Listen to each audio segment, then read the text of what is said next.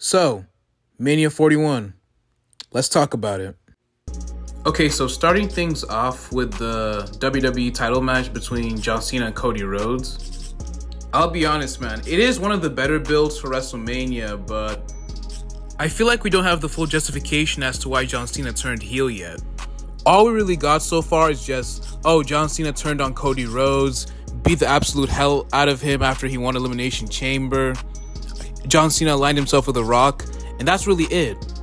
John Cena never really gave us a reason as to why he aligned himself with The Rock fully, and all he really did is cut a You People promo that honestly he should have just cut years ago because, look at how things are currently.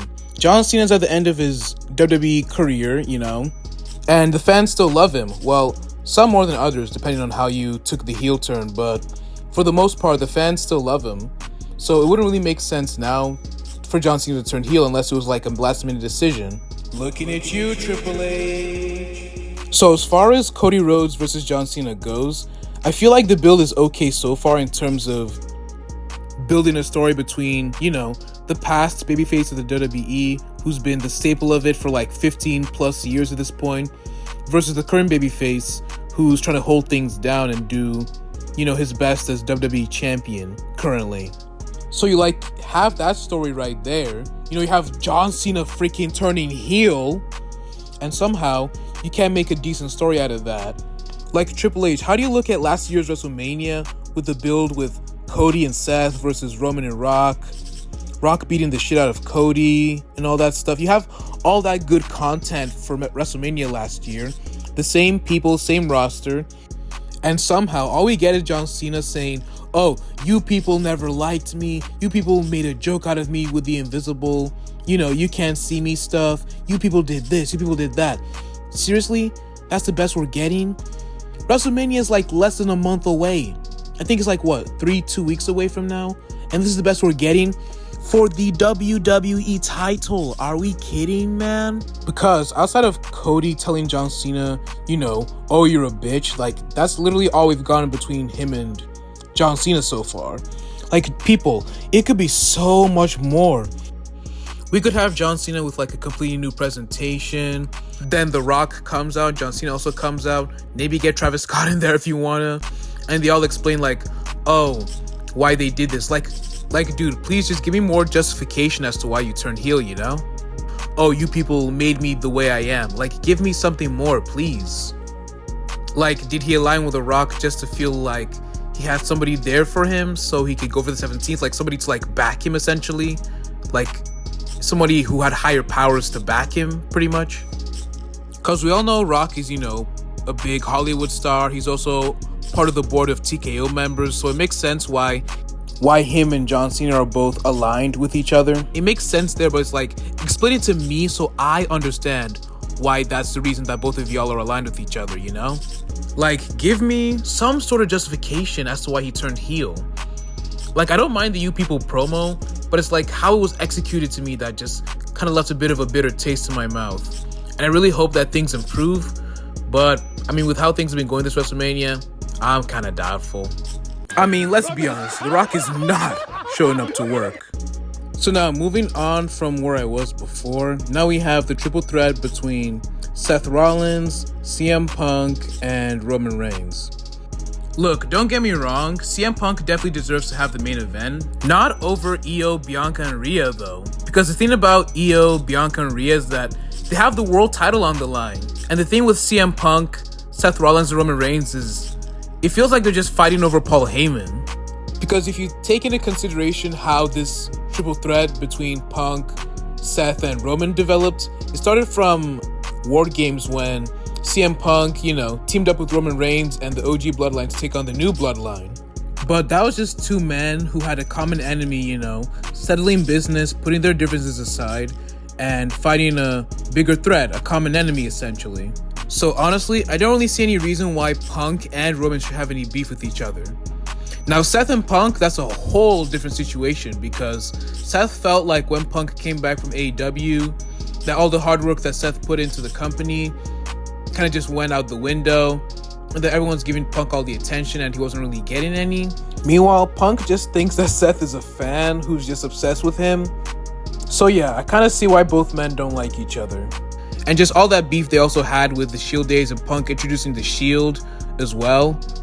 So yeah, shit makes sense, you know? Now with Seth and Roman, I think we all know why Seth and Roman have beef with each other. I don't need to get into that. So if we really take a moment and think about the reason why this triple threat is even a thing in the first place, it's pretty much because of Seth Rollins and Paul Heyman, essentially.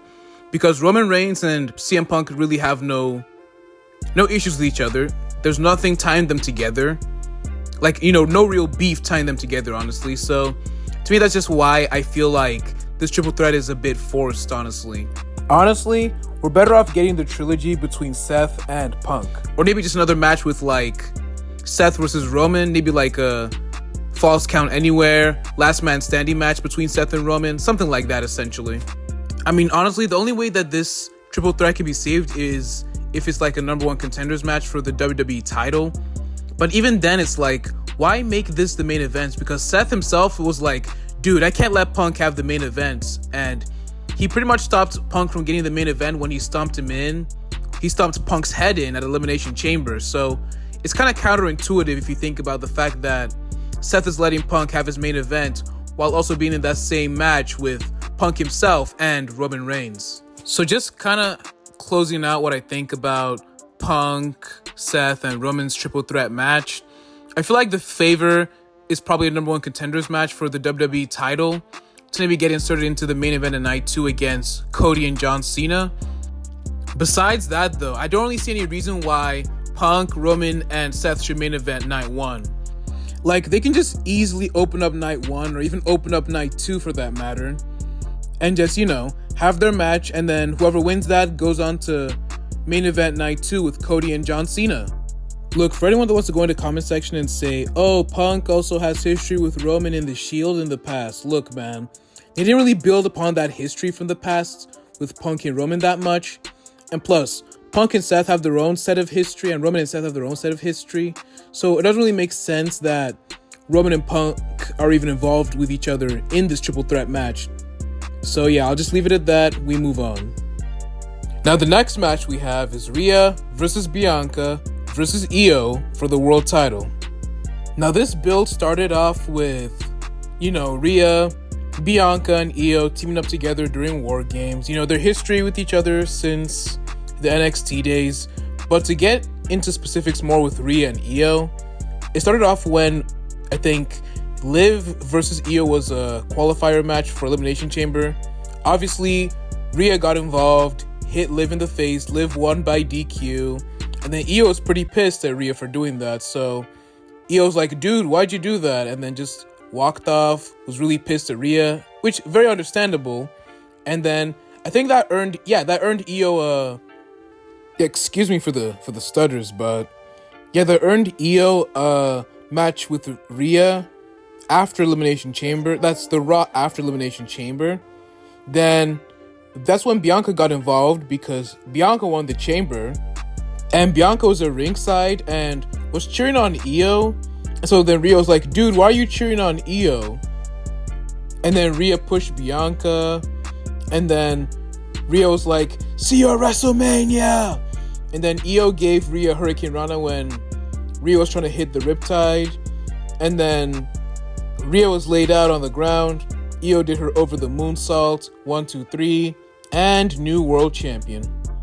And so Rhea and Io are going to have another match for the world title this Monday today. And Bianca's going to be the special guest referee.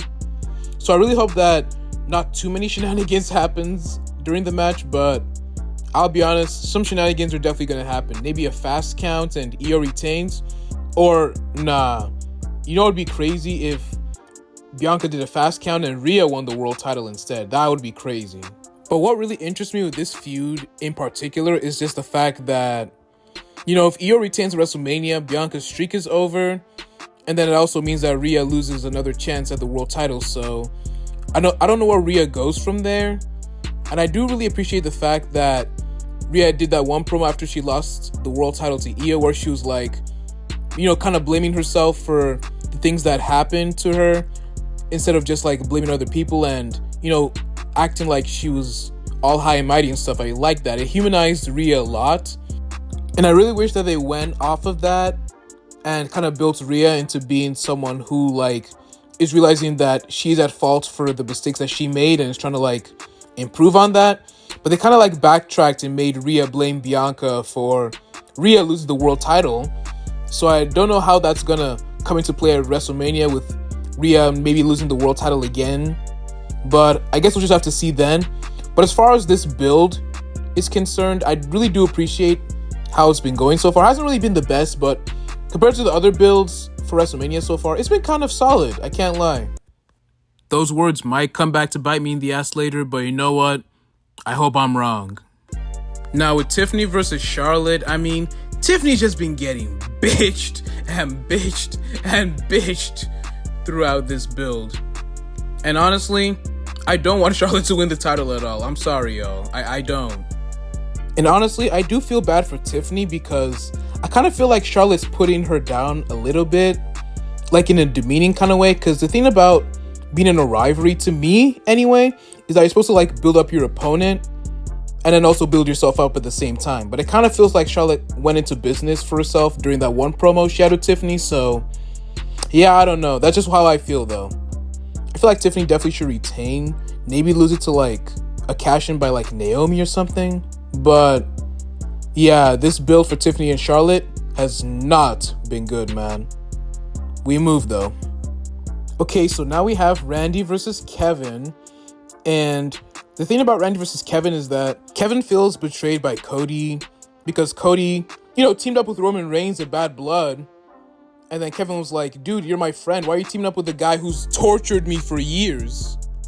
And so when Kevin Owens turned on Cody Rhodes at Bad Blood, he went to go confront Cody on SmackDown and was like, hey, no, Cody turned on me. I didn't turn on Cody.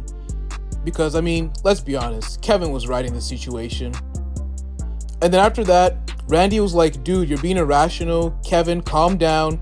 And then Kevin got mad at Randy. And then Randy decided to put hands on him. And that's kind of how their rivalry kind of started, essentially. Honestly, this has been one of the better builds for WrestleMania because, Kevin and Randy were essentially homies at one point. I remember that time they went to WrestleMania last year together in that go-kart. That was pretty funny, but it's nice to see how the rivalries unfolded, and they're both doing a pretty good job with what they've been given. So, yeah, pretty good rivalry. I cannot lie, man. I cannot lie. Yeah, I'm not even going to talk about Gunther versus Jay. This rivalry is cooked. Gunther needs to retain. That's all I need to say. And to sum up how I feel entirely about WrestleMania, yeah, no, this WrestleMania is cooked. It's going to be so bad. Like, build-wise. The matches, some of them might be good. The one I'm expecting to steal the show the most is definitely Io versus Rhea versus Bianca. I'm sure Damian versus Drew will be good too, match-wise. The build has been okay. I mean, I get that at every single big opportunity that Drew's had, Damian's cost him, so I guess the story's there. So you know what? I'll let them both cook for now. But if I'm being honest, my interest for this rivalry was kind of low at first, but it's picking up a little bit for me, definitely. And then Jade versus Naomi also kind of makes sense as well, story-wise, because Jade kind of came into WWE, wanted to, be with Bianca and stuff, be a duo with Bianca, just so, they can both be stars together. And of course, Naomi got jealous of that because Jade and Bianca were a tag team. They did very well together. Naomi kind of wasn't in the picture there, so Naomi decided, you know what, let me just push Jade onto a car, and that's how the rivalry started. It's been pretty good so far. Honestly, Naomi needed the heel turn. She's been okay as a face so far, but I'm glad that she turned heel, and it's kind of giving her a new edge. So I hope that they, handle her heel turn well. I like the whole presentation she has with the caution tape, the whole proceed with caution thing. So Naomi versus Jade should be good. Yeah, excited for that. All I gotta say is Triple H gotta lock in, man. This Mania definitely could be better. I want to try and be hopeful that things will improve, but as of right now, my interest in this Mania is kind of low, man. But hope you all enjoy the video. Might bring out more later. We'll see. But as of right now, I am signing off. Peace.